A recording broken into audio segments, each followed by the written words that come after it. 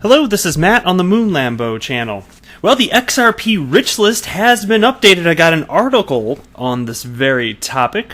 Where do you rank within the XRP rich list? Don't answer that. Don't put it in the comments. God, I swear, I bet somebody's going to do it. Don't do it. You make yourself a target. All right. If you don't know what the XRP rich list is, fear not. I'm going to cover it in this video. I've also got an article. It's from Daily Hodl. And it's about a Coinbase CEO saying it will increasingly become, what is the word they use? Let me just go with it. Increasingly become a big deal to own one single Bitcoin. Bitcoin. It says Coinbase CEO Brian Armstrong. So I'll be covering that. But before we get going here, if you would please delicately tap that like button. And if you are a fan of Ripple and XRP, my friend, you've come to the right place. This is an XRP-centric channel. Go ahead and hit that like button, subscribe if you're into Ripple and XRP. Now let's get into this piece right here. The founder of Ripple-backed XRPL Labs has updated the XRP rich list. Wietse Wind says the overview of the biggest XRP addresses in existence now shows accounts, balances, and whether an exchange or a business owns a given wallet, if the information is available. The new data shows just 0.01% of all XRP addresses hold more than 14,400,000, which is worth about $3.8 million at the time of publishing. And then they've got a little screen grab, and I'm going to pull up the actual site, so you can look at this if you want to freeze, but I'm going to run through some of this momentarily, actually, in the video, actually. Anyway, the numbers show addresses having a balance between 9,575 and 133,565 XRP have been on the rise over the last month. At the same time, addresses with 344,523 XRP or more have remained relatively flat. The data does not include the XRP that Ripple holds in escrow. It does include 1 billion XRP that Ripple moved out of escrow, which it does at the start of every month in order to sell a fraction of its assets to crypto exchanges and institutional participants. And it says you can check out the full rich list here, which I will do. And by the way, it always cracks me up. Every single month there's a whale alert. Oh my God, there's like 1 billion XRP moving. And it's always the same reason. It's always the beginning of every month. It's like clockwork. It's going to happen again at the beginning of September. And if I catch it, I'm going to report on it because it's actually kind of hilarious to me. Oh my God, why is this all getting moved? Well, it's just XRP coming out of escrow. Literally happens every single freaking month. But I can understand the excitement if you don't realize that, but since I know, and I'm sure many of you realize that, yes, billion XRP does come out of escrow every single month. Not exactly big news, and then whatever's not sold ends up going directly back into escrow. And moving forward, of course, Ripple has stated publicly they're going to be selling less XRP intentionally, and so more will be going back into escrow as time passes here. So, this is a rhetorical question. Do not answer in the comments below. Do not. Where do you stand in the XRP rich list stats? This site's fun to go to. I hadn't checked it in a while, but the default, if you go to you can just type in ledger.exposed and it will take you to this website, and then you can click on rich list index, and if you put in your address right here, where I'm waving the mouse around the screen, then it'll show you how you rank compared to the other wallets, the other accounts on the XRP ledger. I will not be showing mine. I'm not going to. I'll tell you what. I am never going to tell you how much XRP I have. I like Alex Cobb's answer. I haven't heard him say it in a while, but when he used to say, at least, when he was asked, "How much XRP do you have, Alex?" and he'd respond, "Not enough." And I can appreciate the sentiment. I feel like that, and probably you do too. But I will say this. Given that there was that huge run-up towards the end of 2017 and early 2018 when XRP went over the course of 12, 13 months from half a penny to $3.92, before I understood how markets worked and that humans were just running it up because it was speculation, had nothing to do with utility, before I understood all of that, I was actually kind of disappointed that I didn't find out about XRP until November of 2017 because I didn't have as much time as I would have liked to figure out how everything works and then to decide how much money I wanted to put in. And also, it was very difficult back then to get money into the space in general. There were all these limits on how much you could transfer from your checking account, this and that, and it was really terrible. And so I remember as it was going up, I was like, oh man, at least I got something, but I feel like I kind of missed the boat. But then as it started tanking, and I realized that humans were just being speculative animals, and I got that this had nothing to do with utility, and it's, as we entered the 2018 bear market, it wasn't that XRP was going away. Once I realized all of that, I was actually kind of relieved. I was like, okay, well, I know people aren't thrilled with the price of XRP going down. It's not that I just want it to be low, but since it is happening, this is a tremendous opportunity for me. And so I started buying on the way down. Once XRP, I don't remember exactly what it hit, but it got somewhere in the neighborhood of 50 cents, down from its high of $3.92, which is the all-time high according to livecoinwatch.com. So it got somewhere in the neighborhood of, I think, around 50 cents, if I'm not mistaken. And that's where I started buying, and I didn't know where the bottom was. I was just like, I don't care. I'm just going to dollar cost average, and if I'm right about this, then it could be worth a lot in 2, 3, 4, 5, 10 years, whatever it is. I'm not putting a timestamp on it, really. I just figured I'm a long-term guy, so I don't care how long. But I started dollar cost averaging in, and then now here it is around 25 cents right now. And so for a guy that looks at this space and has the investment thesis that he has, which of course mine, in case you haven't heard me say it, it's that utility matters. If you believe in that and you see real adoption, as I do, then it's kind of a blessing that it's this low for this long. If you're a long-term guy, I get it, and some people are scared out there. I'm sure that somebody hearing me speak right now is kind of scared based on the price. I got to tell you, I am bulletproof to this stuff. I am emotionally impervious. It does not affect me.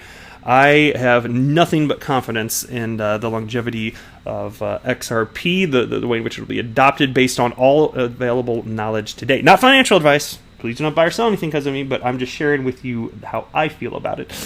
And so, I'll just say this. I've definitely been taking advantage of the fact that XRP was in a bear market with the rest of the crypto asset class, and it's still, not performing in terms of gains for the calendar year particularly impressively, and that's okay. Because humans, if it ran on pure speculation all the way up to 392 cents, just wait until utility is actually affecting people's buying patterns. Just wait. Because that was just a speculative frenzy without people even understanding the utility behind it all. So I think it's cool. Now check out this. Here's the rich list stats.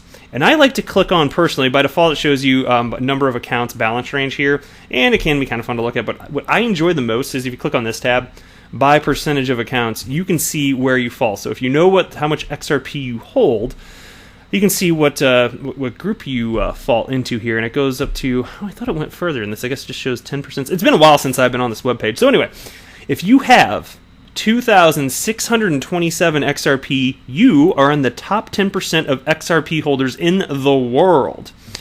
And if you hold long enough, I have a feeling that's going to put you in like the 1%. I don't know how long you'd have to hold, but we'll see. And then if you hold 9,586 XRP, you are in the top 5%.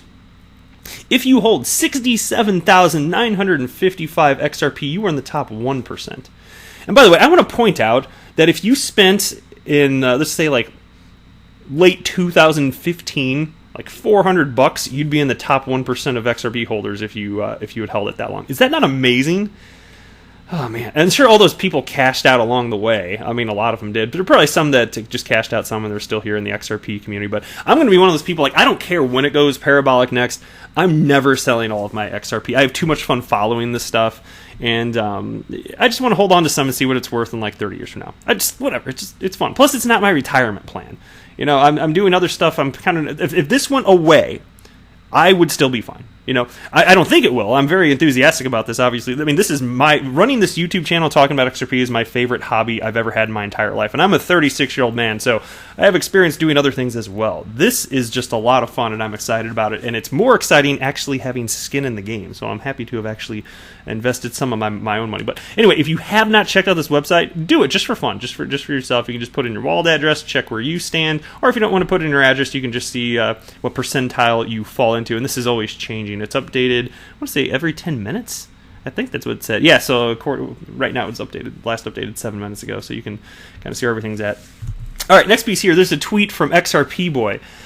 There's an article in BreakerMeg.com, and this was Corey Johnson being interviewed, and so there's a question, and I like this one. I had not seen this before, so thank you, XRP boy, for covering this.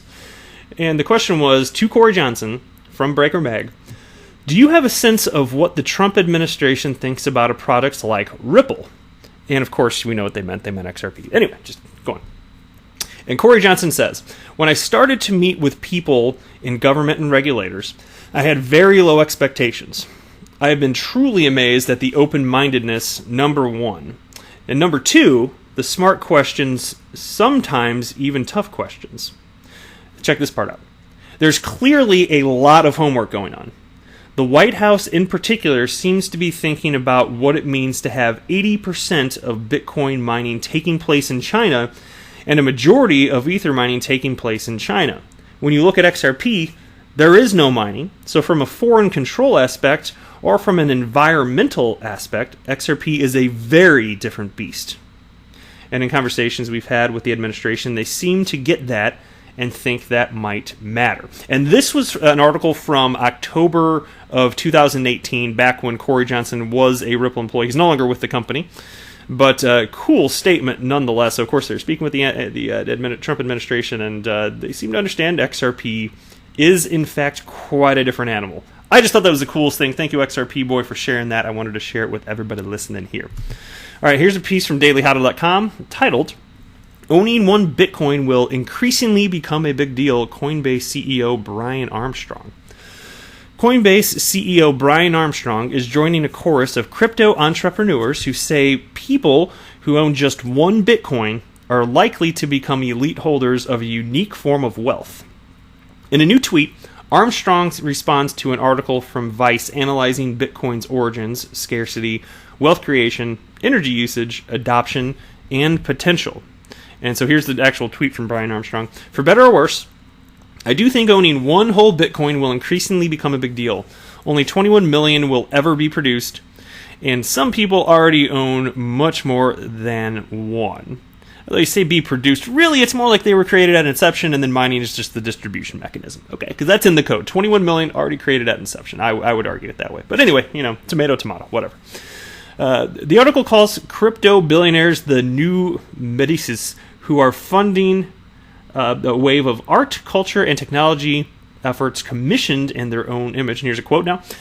The new digital wealth is already reshaping the traditional domains of the 1%, even philanthropy. In late 2017, an anonymous cryptocurrency holder launched Pineapple Fund, devoted to giving away $86 million worth of Bitcoin to charities. Its slogan suggests the scope of the crypto boom. Once you have enough money, money doesn't matter. The fund's creator notes that the $86 million represents most, but not all, of their hoard. The report questions the environmental costs of operating the Bitcoin network, a hot-button issue in the crypto community, and analyzes wealth distribution among Bitcoin holders. And here's another quote. The blockchain has restored the possibility of scarcity, perhaps for the worse. Blockchain technology was supposed to create a new, decentralized, anarchic order.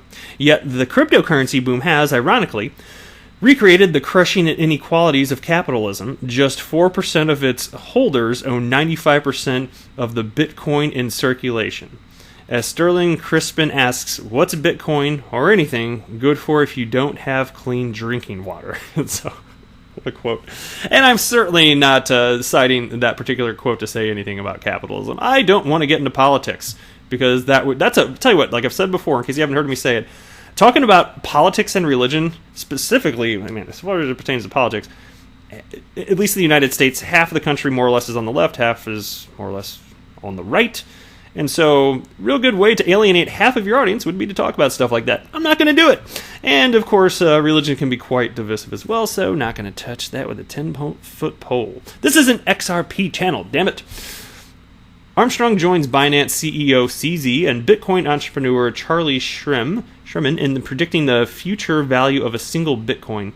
CZ recently said those who own one Bitcoin are mathematically guaranteed to become part of a new echelon of the world's richest population. Quote, if you own one Bitcoin, you are mathematically guaranteed to be top 3 out of 1,000 richest in the world in Bitcoin terms. As for Shrem, He believes that in the future, 1 Bitcoin is all anyone will need to change their lives. Quote, "It's insane how little Bitcoin is actually in circulation, a little under 18 million coins. Think about how few that is. That's not even enough for every citizen of Cairo to have just 1 Bitcoin. All you need is 1, and that will be life-changing." So there you go. You can tell me what you think. Now, obviously, I find this article fascinating. You know me, though. I am Mr. XRP Bull. That's one I'm really excited about because I think utility matters. And unless Bitcoin eventually gets used for something, I am, let's say, skeptical about its staying power. As Brad Garlinghouse stated, and I think fairly, Napster came along, peer-to-peer file sharing. That was the first, and it's not exactly the best, right? Deemed illegal, not really here anymore, right?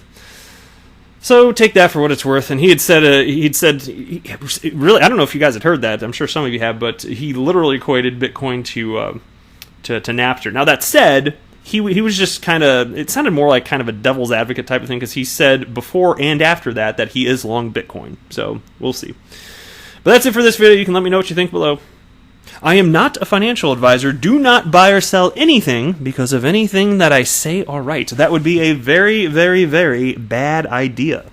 Until next time, to the moon, Lambo!